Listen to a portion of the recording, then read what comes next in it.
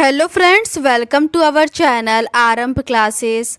आज के इस वीडियो में हम लोग बीपीएससी टीआरई 3.0 में पीजीटी में अकाउंटेंसी के जो भी क्वेश्चंस पूछे गए थे उसको आपके साथ डिस्कस करेंगे और ये डिस्कशन हम लोग फाइनल आंसर की के अकॉर्डिंग करेंगे।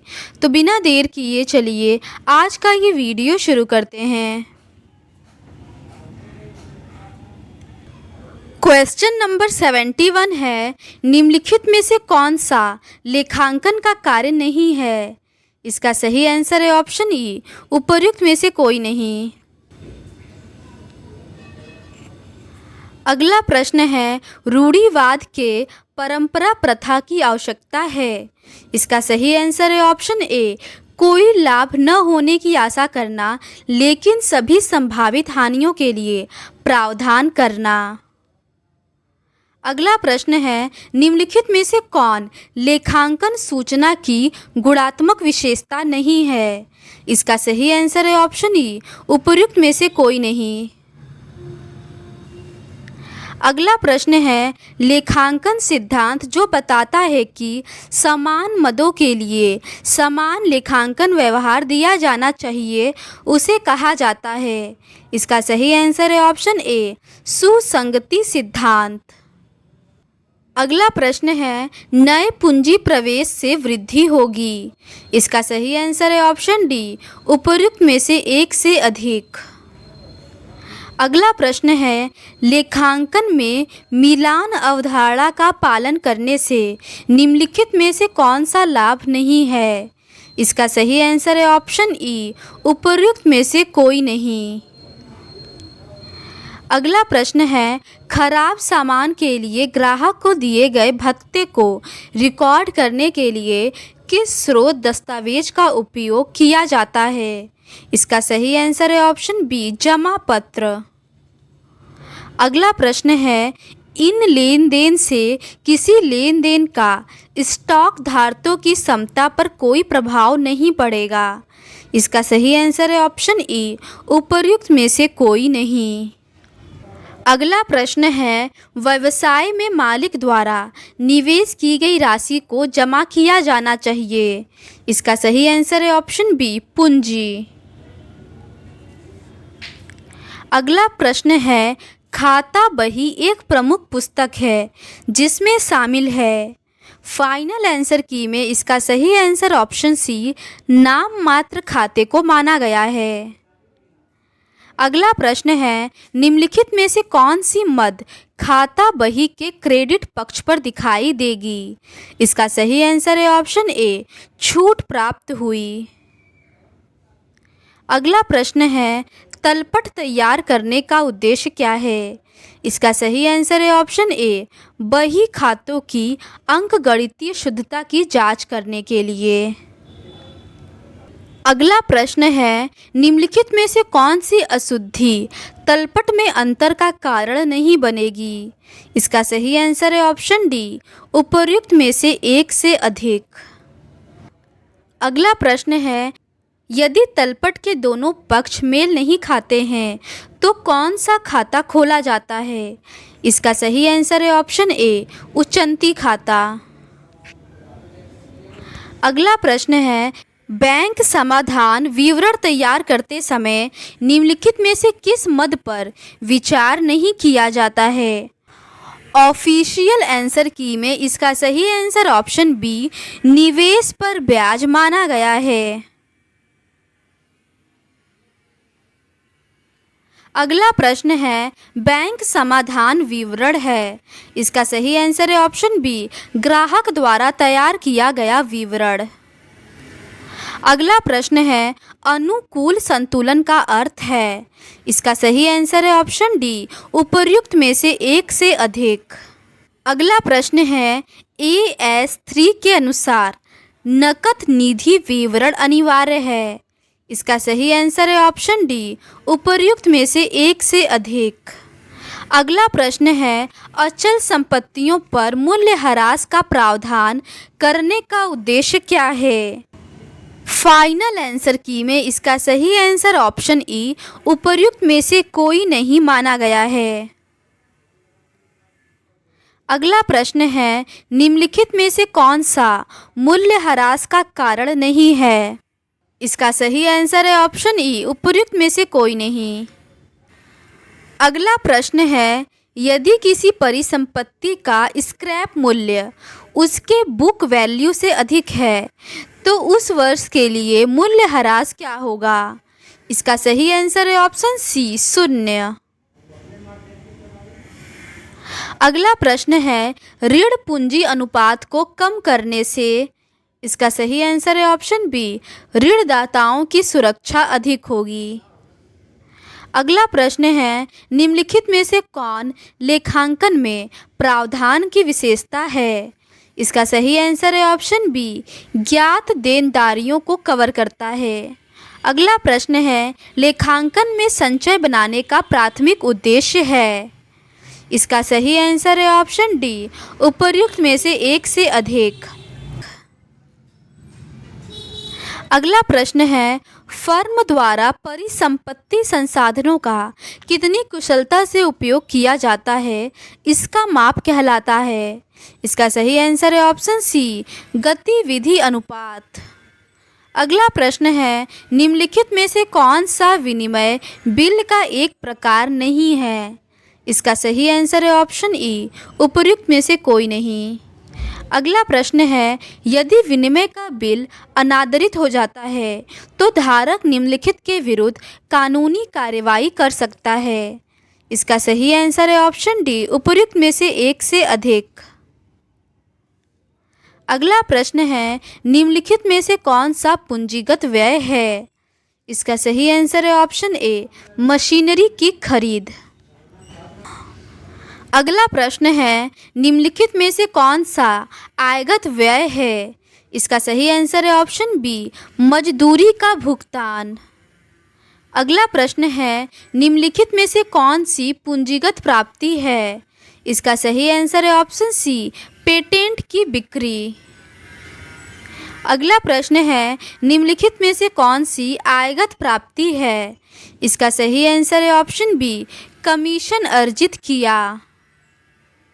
अगला प्रश्न है, अधिभावी कमीशन की गणना इस पर की जाती है?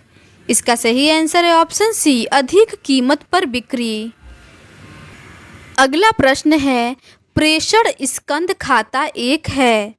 इसका सही आंसर है ऑप्शन सी, नाम मात्र खाता। अगला प्रश्न है, प्रेषण लेन देन में प्रेषक के लाभ का हिस्सा निर्धारित होता है? इसका सही आंसर है ऑप्शन सी, कुल बिक्री से प्रेषणी का कमीशन और अन्य खर्च कम हो जाता है। अगला प्रश्न है, एक संयुक्त सहस में सहसाहसी साझा करते हैं? इसका सही आंसर है ऑप्शन डी, उपर्युक्त में से एक से अधिक। अगला प्रश्न है, कौन सा वित्तीय विवरण एक विशिष्ट अवधि के लिए किसी व्यवसाय के आय और व्यय का सारांश देता है? इसका सही आंसर है ऑप्शन बी, लाभ और हानि खाता। अगला प्रश्न है, निम्नलिखित में से कौन सी मद व्यापारिक खातों में शामिल नहीं है? इसका सही आंसर है ऑप्शन ई, उपर्युक्त में से कोई नहीं। कौन सा वित्तीय विवरण किसी विशिष्ट समय पर किसी व्यवसाय की वित्तीय स्थिति का प्रतिनिधित्व करता है? इसका सही आंसर है ऑप्शन सी, चिट्ठा। अगला प्रश्न है, निम्नलिखित में से कौन चिट्ठा का घटक नहीं है? इसका सही आंसर है ऑप्शन सी, आय। अगला प्रश्न है, एक लेखांकन सूचना प्रणाली वित्तीय लेन देन और घटनाओं को निम्न के आधार पर संधारित करती है? इसका सही आंसर है ऑप्शन सी, आम तौर पर स्वीकृत लेखांकन सिद्धांत। अगला प्रश्न है, कंप्यूटरीकृत लेखा प्रणाली के प्रकार क्या हैं? इसका सही आंसर है ऑप्शन डी, उपर्युक्त में से एक से अधिक। अगला प्रश्न है, टैली का डेवलपर कौन है? इसका सही आंसर है ऑप्शन सी, श्याम सुंदर गोयनका। अगला प्रश्न है, गार्नर बनाम मुर्रे के अनुसार किसी भागीदार के दिवालिया हो जाने के कारण उत्पन्न होने वाली विपरीत कमी के लिए किसी भी अनुबंध के अभाव में कमी को उनके शोधनीय भागीदारों द्वारा वहन किया जाएगा। इसका सही आंसर है ऑप्शन सी, फर्म के विघटन से पहले पूंजी अनुपात। अगला प्रश्न है, अदत्त अंशदान को डैश के रूप में वर्गीकृत किया गया है। इसका सही आंसर है ऑप्शन सी, संपत्ति। अगला प्रश्न है, एक आय और व्यय खाते से पता चलता है। इसका सही आंसर है ऑप्शन बी, अधिशेष या घाटा। अगला प्रश्न है, निम्नलिखित में से कौन साझेदारी फर्म की विशेषता नहीं है। इसका सही आंसर है ऑप्शन बी, अलग कानूनी इकाई। अगला प्रश्न है, साझेदारी फर्म की पुस्तकों में निम्नलिखित में से कौन सा खाता नहीं रखा जाता है। इसका सही आंसर है ऑप्शन सी, अंश पूंजी खाता। अगला प्रश्न है, साझेदारी फर्म में ख्याति के मूल्य की गणना करने की निम्नलिखित में से कौन सी विधि नहीं है। इसका सही आंसर है ऑप्शन ई, उपरोक्त में से कोई नहीं। अगला प्रश्न है, तरल संपत्तियों में कौन सा शामिल नहीं है। इसका सही आंसर है ऑप्शन ए, स्कंध। अगला प्रश्न है, निम्नलिखित में से कौन सा साझेदारी फर्म में साझेदारों के हिस्से का मूल्यांकन करने की विधि नहीं है। इसका सही आंसर है ऑप्शन ई, उपरोक्त में से कोई नहीं। अगला प्रश्न है, जब मौजूदा साझेदारों के बीच लाभ हानि अनुपात बदल जाता है तो निम्नलिखित में से कौन सा खाता प्रभावित नहीं होता है। इसका सही आंसर है ऑप्शन सी, नकद खाते। अगला प्रश्न है, निम्नलिखित में से कौन सा मौजूदा भागीदारों के बीच लाभ हानि अनुपात को बदलने की प्रक्रिया में एक कदम नहीं है। इसका सही आंसर है ऑप्शन ई, उपरोक्त में से कोई नहीं। अगला प्रश्न है, व्यापारिक विनियोग का विक्रय संकेत करता है। फाइनल आंसर की में इसका सही आंसर ऑप्शन डी, उपरोक्त में से एक से अधिक को माना गया है। अगला प्रश्न है, निम्नलिखित में से कौन सा नकद प्रवाह नहीं है। इसका सही आंसर है ऑप्शन सी, व्यापार देय में कमी। अगला प्रश्न है, यदि कुल संचय निधि और संचित लाभ हानि को भागीदारों के पूंजी खाते में स्थानांतरित कर दिया जाता है तो कौन सा खाता बंद कर दिया जाता है। इसका सही आंसर है ऑप्शन डी, उपरोक्त में से एक से अधिक। अगला प्रश्न है, आय और व्यय खाते के संबंध में निम्नलिखित में से कौन सा कथन सत्य है। इसका सही आंसर है ऑप्शन बी, इसमें केवल चालू लेखा अवधि की राजस्व प्रकृति की वस्तुएं ही शामिल हैं। अगला प्रश्न है, कंपनी अधिनियम 2013 के प्रावधानों के अनुसार शेयरों के लिए आवेदन करने के लिए न्यूनतम आवेदन राशि शेयर के अंकित मूल्य का कम से कम प्रतिशत होनी चाहिए। इसका सही आंसर है ऑप्शन ए, 5%।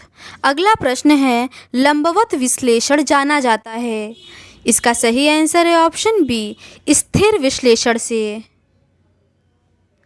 अगला प्रश्न है, नए साझेदार के लिए ख्याति के मूल्य की गणना करने के लिए निम्नलिखित में से कौन सी विधि का उपयोग नहीं किया जाता है। इसका सही आंसर है ऑप्शन ई, उपरोक्त में से कोई नहीं।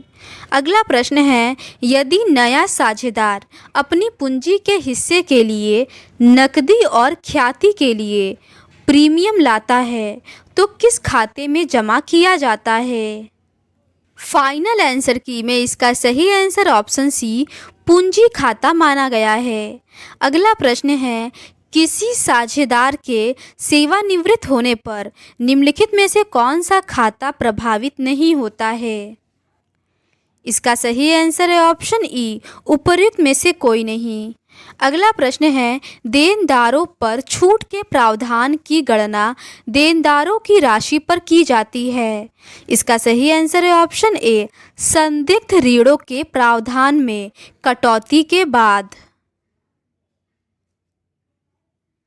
अगला प्रश्न है, दस्तावेज खोज की सुविधा के लिए स्रोत दस्तावेजों को आमतौर पर किस प्रकार के कोड निर्दिष्ट किए जाते हैं? इसका सही आंसर है ऑप्शन सी, अनुक्रमिक कोड। अगला प्रश्न है, जब निकासी के समय का उल्लेख नहीं किया जाता है तो आहरण पर ब्याज डैश लगाया जाता है।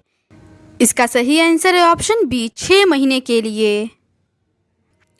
अगला प्रश्न है, यदि सेवानिवृत्त साझेदार का बकाया नकद में भुगतान किया जाता है तो किस खाते से डेबिट किया जाता है? इसका सही आंसर है ऑप्शन सी, पूंजी खाता। अगला प्रश्न है, सकल लाभ अनुपात की गणना निम्न द्वारा की जाती है। इसका सही आंसर है ऑप्शन ए, राजस्व माइनस बेचे गए माल की लागत अपॉन राजस्व।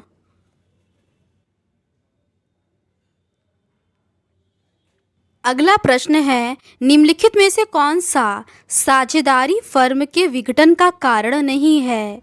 इसका सही आंसर है ऑप्शन ई, उपयुक्त में से कोई नहीं। अगला प्रश्न है, साझेदारी फर्म के विघटन के दौरान निम्नलिखित में से कौन सा खाता तैयार नहीं किया जाता है? इसका सही आंसर है ऑप्शन ई, उपयुक्त में से कोई नहीं। अगला प्रश्न है, विघटन प्रक्रिया के दौरान परिसंपत्तियों की बिक्री आय किस खाते में जमा की जाती है? इसका सही आंसर है ऑप्शन ए, वसूली खाता। अगला प्रश्न है, निम्नलिखित में से कौन साझेदारी फर्म की विघटन प्रक्रिया का एक चरण नहीं है? इसका सही आंसर है ऑप्शन ई, उपयुक्त में से कोई नहीं। अगला प्रश्न है, यदि विघटन प्रक्रिया के बाद साझेदारों के पूंजी खातों में डेबिट शेष है तो यह इंगित करता है। फाइनल आंसर की में इसका सही आंसर ऑप्शन ई, उपयुक्त में से कोई नहीं को माना गया है। अगला प्रश्न है, जब कोई कंपनी सन्मूल्य पर शेयर निर्गमन करती है तो कौन सा खाता जमा किया जाता है? इसका सही आंसर है ऑप्शन ए, अंश पूंजी खाता। अगला प्रश्न है, निम्नलिखित में से कौन सा कथन सही नहीं है? इसका सही आंसर है ऑप्शन सी, हरण किए गए अंशों के पुनः निर्गमन पर होने वाले लाभ को सामान्य संचय खाते में हस्तांतरित किया जाता है। अगला प्रश्न है, निम्नलिखित में से कौन सा अंश निर्गमन का प्रकार नहीं है? इसका सही आंसर है ऑप्शन ई, उपयुक्त में से कोई नहीं। अगला प्रश्न है, ऋण पत्र खाते के मोचन के लिए ऋण शोधन निधि में राशि प्रत्येक वर्ष किससे स्थानांतरित की जाती है? ऑफिशियल आंसर की में इसका सही आंसर ऑप्शन सी, अतिरिक्त खाते से को माना गया है। अगला प्रश्न है, अधिग्रहण पर ख्याति दर्ज करने के लिए निम्नलिखित में से कौन सी सही लेन देन प्रविष्टि है? फाइनल आंसर की में इसका सही आंसर ऑप्शन ई, उपयुक्त में से कोई नहीं को माना गया है। अगला प्रश्न है, जब कोई कंपनी शोधनीय पूर्वाधिकार अंश निर्गमन करती है तो कौन सा खाता जमा किया जाता है? इसका सही आंसर है ऑप्शन बी, पूर्वाधिकार अंश पूंजी खाता।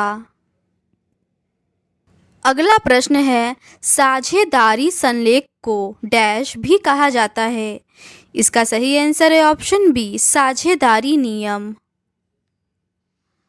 अगला प्रश्न है, पूर्वाधिकार अंश के शोधन हेतु निम्नलिखित में से कौन सा कोष का स्रोत है? इसका सही आंसर है ऑप्शन डी, उपयुक्त में से एक से अधिक। अगला प्रश्न है, निम्नलिखित में से कौन सी पूर्वाधिकार अंशों का शोधन के लिए एक शर्त नहीं है? फाइनल आंसर की में इसका सही आंसर ऑप्शन सी, लाभों से शोधन होना चाहिए को माना गया है। तो आज के इस वीडियो में बस इतना ही। अगर आपको ये सीरीज़ पसंद आती है तो please do subscribe to our channel and like this video. Thank you.